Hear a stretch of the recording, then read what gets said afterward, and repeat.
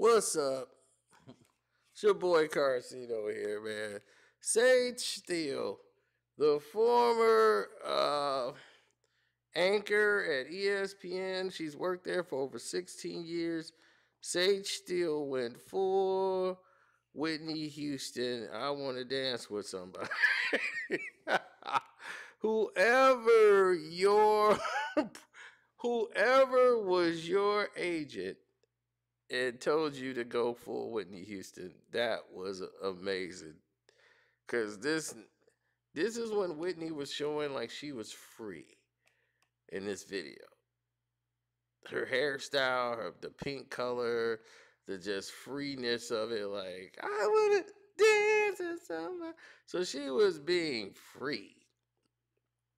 And that's the look they wanted to go with Sage Steele. And they wanted to have her wear the pink dress and have the hair all curled up. Like, I'm free. I don't have to follow what everybody else is doing. Now, Sage Steele has settled with Disney and ESPN on a lawsuit. I've never seen somebody sue somebody and be able to still work at the company while she was suing them. But it happened, you know? It happened. And unbelievable to everybody's dismay, it went down just like that. And I was amazed. I must admit, it takes a lot to surprise me. So when I saw that, I was pretty much amazed. Now, the way I look at it is simple.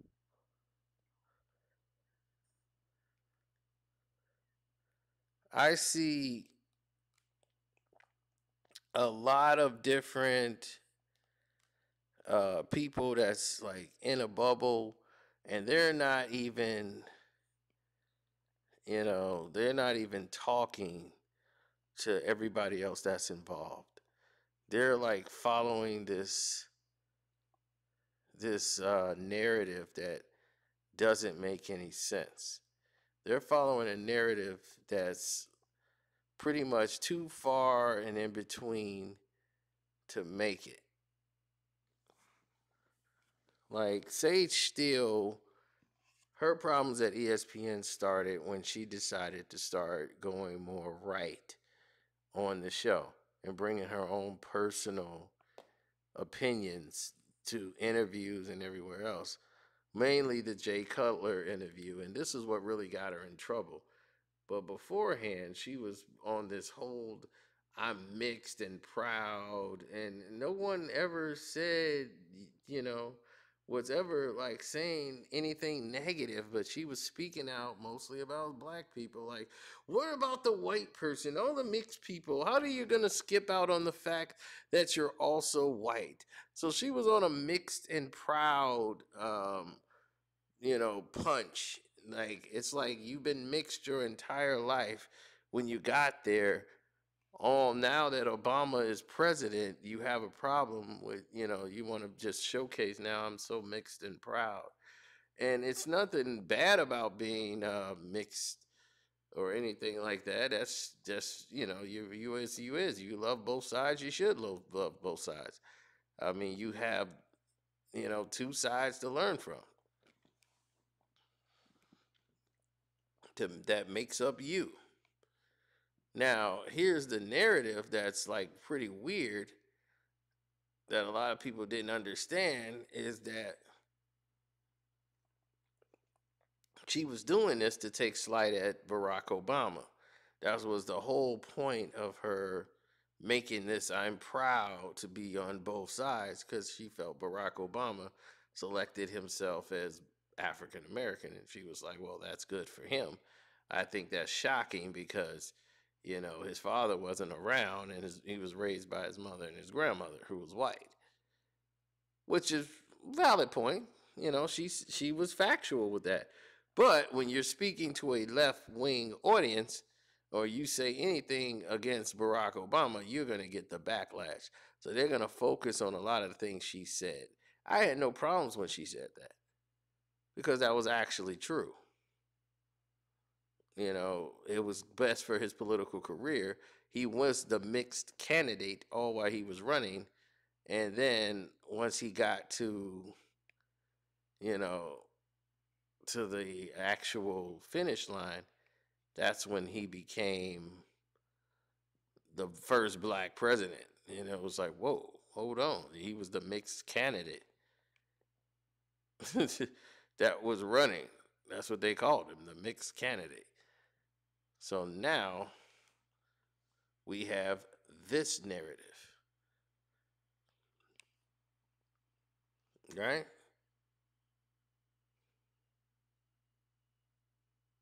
Now, here is the narrative that people just don't seem to get or understand. Sage Steele problem with me came when she was telling the story of her life and describing the bravery her white mother had to date a black man in Boston. And she praised her white mother when her black father, who was around her life, she praised her white mother's bravery and didn't almost honor her father at all, just her white mother. That's when I had a problem with Sage Steele and what she was saying. She praised her white mother and then her white husband for loving a mixed woman in Indiana who was being picked on for being mixed and wasn't white, and it was a woman of color. And thanks for my husband's bravery for dating me and loving me. And I'm like, are you? She is screwed up. And that's when I knew right then she was screwed in the head. You think your mother had it hard dating a white man? I mean, a black man in Boston? You think they would take her life? What do you think is going to happen to your father in Boston dating your mother? Your mother might get beat up or chastised. He will lose his life, arrested or thrown in jail for a crime he didn't commit. Do you understand how rough it is for your father, Sage Steele? So I was upset with her over those comments because those comments stung and they were very alarming. And you want to say your husband is brave for dating you? Maybe he is. But dating you because you're mixed? That says a lot about your psychosis.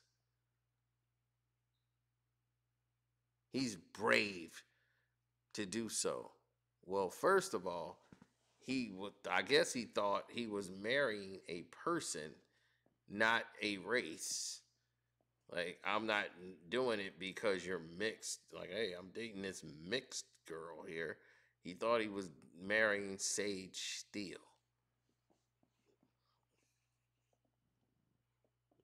That's what he thought he was doing. I was marrying Sage. I wasn't marrying a mixed person. I was marrying Sage, the woman I fell in love with, not that I thought I needed to be brave in Indiana to. It's like you're the first mixed couple in Indiana history. Are you kidding? Subscribe and hit that notification bell, please. Hit the like button if you're new here and subscribed. Appreciate all the love and support. Now, let's get to the cheese.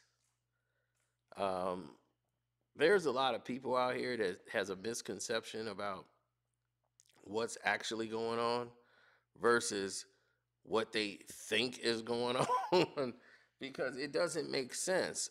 There's a lot of different elements that are not matching up, and it's not like linking up with anything. And because of it, you're having a lot of people having a hard time identifying with what is good and what is bad, like bad commentary, bad sportsmanship. Now, at her job, Sage Steele does not stand out to me as a prominent analyst or anything. She's just really bland to me. There's nothing really special about her, um, besides all this controversy. Now, if she wants, she can go work with Fox and go over there, and I'm quite sure she'll fit in over there. They'll have a nice fat check for her. She could work the private sector. She could do a lot of things. But here is how she won against ESPN. ESPN wanted to punish her and suspend her, according to her statements, but that wasn't the case. ESPN was like, we never was coming out to Sage Steele. He's like, Sage Steele was doing all this stuff. Like, how are we mistreating her and all of this if we're paying her? We're not underpaying her. We're paying her our money. She was getting $3 million a year to be an analyst on ESPN. So we weren't underpaying her. But when she was suspended and they was forcing her to make an apology, she felt like she didn't really want an apology, and they was affecting her First Amendment right. And she didn't feel she said anything that wasn't that grounded was any grounds for her to be suspended. And this seems like she was right because they settled with her out of court, and everything else. There was a settlement. She got it, and everything was fine. So now, all of these things came true. There was a lot of factors at play here. And because there was a lot of factors put into place, a lot of these people weren't in the same school of what he was dealing with, or what she was dealing with, rather. Sage Steele was alienated by a lot of people that worked there, especially black anchors and everything else, because she didn't want to identify as black. She wanted to basically identify as mixed, which meaning that I don't want to be black. I want to be white. In other words, she didn't care if she was identified as white. She wouldn't have had a problem with it. But they identify her as black, she has a problem with it. So it tells me you don't want to be identified as mixed. You just want to be identified as white, but you know you can't get there. So you want to say I'm mixed to say, hey, I'm not black. And that's why I don't like Sage Steele.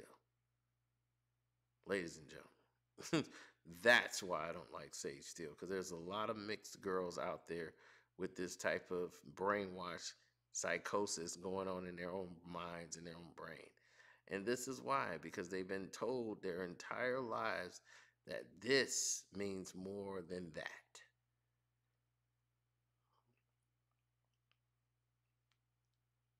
I never felt in my infinite wisdom that I have and I possess that Sage Steele was something of importance. But look at the people she hang with. She was on Megyn Kelly's show. That tells you right there which way she was leaning. And my thing is, I don't care. If you want to run over there and be subservient to white folks, be subservient to white folks. Who cares? Knock yourself out. Enjoy yourself. I want to see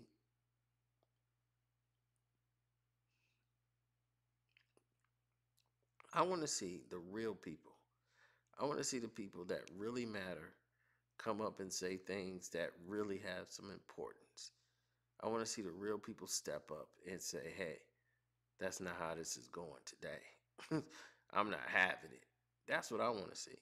I want to see the real people step up and make a difference.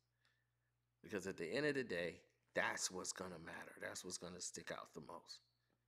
So when Sage Steele comes out and starts talking this crap about how she was mistreated at ESPN and all this stuff, and she didn't got a buyout and a over 7-figure settlement, and she got her money, but yet she can go on TV and pretty much bash the company without bashing the company. That shows you which way she's been leaning. And she has people on the inside who they play left, but they are so right. They just don't want all the drama and backlash, so they stay quiet. Don't want to tell anything about a political affiliations and the things of that nature. So they go left. They go in a whole nother direction. Um, how do I feel about what? Jalen Rose shouldn't. Jalen Rose ain't had nothing to do with Sage Steele. Listen, nobody black was dealing with Sage Steele. If you was on the black side, like Jamel Hill and all the females that worked there, they wasn't dealing with her. It was Hispanic women that didn't like. Said nobody liked Sage Steele on the show, except for other white girls. That would then they started to like not really like her.